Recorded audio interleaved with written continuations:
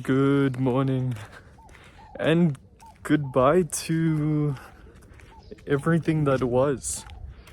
Today I'm going to tell you about just this one concept which has been brought up quite a few times, but I think I only have come to understand it now through the most unconventional means. But what this concept is the fact that everything that exists in the past is a story that you're telling yourself. So much so that it's not even like actually true, right? So how does this work, right? Let's say you're driving a car, group of friends in your vehicle, and there's a car driving directly towards you in your lane, and it's a one-way street, and pretty much you're gonna get hit head on in a collision. But now you swerve, the driver swerves, whoever's driving, and the car passes by, it doesn't move an inch, and you all basically have a near-death experience, right? Now, what happens immediately after that, and this is just my take on it, but I mean, this is usually how shit plays out. So what happens is one of the members of the vehicle, they will react. It's hard not to. It's your reality that you're experiencing. You almost, for a second there, you thought you weren't gonna make it, right? So one of the passengers says, "Oh my god, that car, he was coming towards us, and his lights were on, whatever, it was night," and basically telling the story, retelling the story to a group of 4 people who lived the story, right? And then slowly but surely other ones will interject, jump in, say, "Oh my god, and did you see he even sped up at a point, he even did this at a point." And that's how life is, right? It's weird to word it, but it's like that. It's a lot of people continuously experiencing something and then retelling the story in such a way that makes you wonder, what even is reality at this point? What even is the point? Are you gonna go and buy a vehicle just to go tell the story about how you got the vehicle, And when you remove the story aspect of it and you really reconsider, what am I actually doing here? You get to the crux of everything, which is just, we want to feel, we want to feel like there's a story behind the things that we're doing. We want to feel like something exists beyond this moment. But why? And answering that question just leaves you with a firm basis for pretty much everything, which is, there is only now. There is only now, and we've invented storytelling as a way to exist beyond the now, right? That previous moment went by where, you felt scared, you worried for your life, but now it's gone.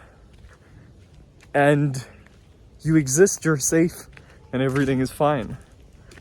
But you'll still hold on to that story. You'll still go and tell people, friends, family, next time you bump into someone. And don't get me wrong, this is part of the human experience. Stories are important, they're powerful. But what we miss out on is the power of these stories on your subconscious and what then happens going on. So these stories, they sort of exist in your mind storage, right? You tell the story, it goes back into the storage, sort of reshaped, right? So immediately you live through that incident, you retell that story. It's not 100% of what it once was, because you're sort of pulling it out of the cupboard to put the jersey back on. Like, yeah, imagine the story is the jersey, right? So you open up the cupboard, you put the jersey on, and now it's got like an extra use. When you put it back in the cupboard, it's got like a little crease. It's got a little, something is different when it's placed back in. And that's what it is. That's what these stories are. By the time you told the story a 13th time, it's abstracted so far from reality that and this is the major point here, is you remember the most recent version of the story that you told more than you remember the actual point. Why? Because you only exist in the now, and all of the past is just memories, and the memories that exist because we're holding on to the past out of some kind of fear, out of some kind of uncomfort or discomfort from just existing now, just existing in the present moment. And to tie it back to why we do things, if you look at like wanting to buy a car, wanting to buy something nice, materialistic behavior often exists because of that need to have a story and change your story. You change your story by wanting to buy this. You're almost creating drama. You're almost creating something by going and making a purchase, A lot of the time the things we buy is for what it says about us, right? If you're trying to buy like iced coffee, there's those people that are like, I'm saying those people, I'm one of those people that will go and buy an iced coffee because it makes you feel good. It changes your state. It makes you feel alive. And when you do it and other people mention it, you bring it up and like, oh, I also love the Woolworths iced coffee. Yeah, that's the one I love. And the one time I went there during winter and I still wanted it, but they didn't have stock because they said it's winter and we're not going to do iced coffee. And I was like very angry, so I created this whole story about, like they should have just taken my money, like like what's the point of like even having a product if it's not available 24/7, that kind of thing. And this is the way we sort of create our personalities. We create our ego. We create our who we think we are, right? But we forget that the biggest power, our biggest potential, our biggest asset is that there is only now. And when you understand that on a soul level, that there's only now, then like everything can change. You can change the car you drive now. You could change the drinks you have now. But we don't. We lose power over ourselves because of these stories, because of these things, because of how we turn up to other people, because we don't want to change how we turn up to other people. And I'm not saying that we need to be some crazy person that changes everything every 2 seconds, because that's like, that sounds a lot more like an illness than like a superpower, or illness than something that is truly, what you want to do.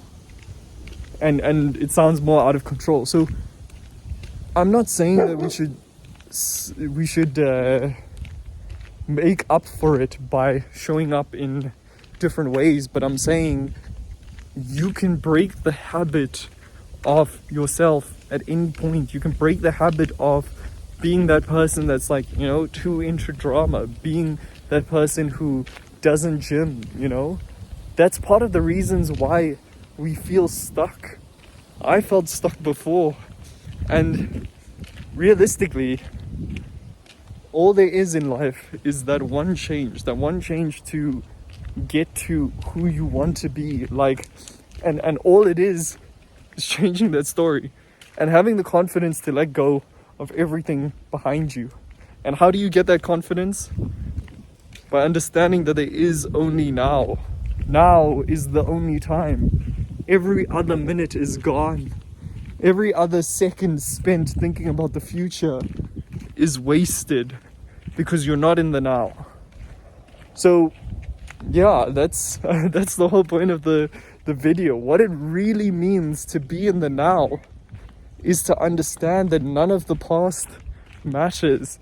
Anything that holds you back, anything that holds you onto another person is your ego attaching to stories, to people, to feel some kind of safety.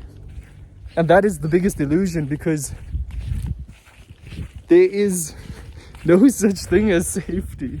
Like, it's you're holding yourself back, but these negative things can still happen to you.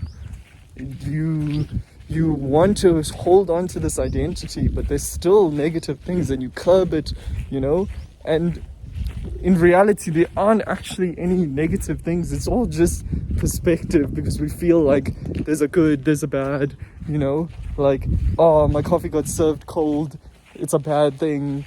Instead, you could just go and like rewarm it, because you know what, like, there's now, go change it now. Like, you know, like worrying about saying something to someone because, you know, you worried about like previous conflict. And this is where the actual superpower comes in, because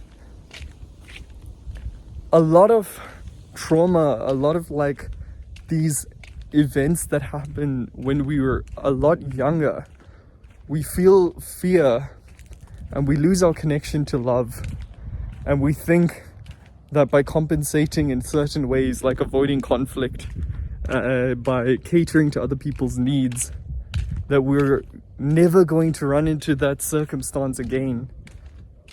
And that is truly, if you want to think about it, like you're bending your world and curbing it and shaping it so that it only fits in those circumstances of, you know, you want people to be calm and pleasant around you, and then someone will come in and they will be unpleasant, completely out of your control, and they will show up in that world, and it will cause you to react in certain ways and then bring out like coping behaviors.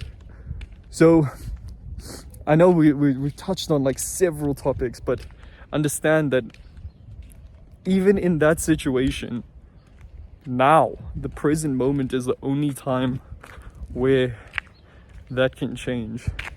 And it changes when you decide, when you say, you know what, this is not how I am going to choose to show up anymore. Who says I need to live like this? Who says this is for me? And when you think like that, and you start challenging the way things show up in your world, you truly realize that you have a superpower, and it exists in the now. And it is truly life-changing. It's worked for me. It's helped me.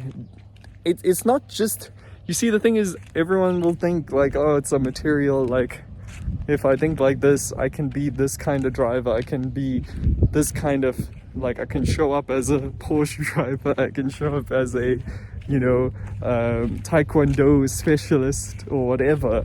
Like, it's not about that. It's about shedding everything else and realizing that within, you truly are free. When you were a child and you were running around and you just let your imagination run, you were truly free, and none of that has ever changed.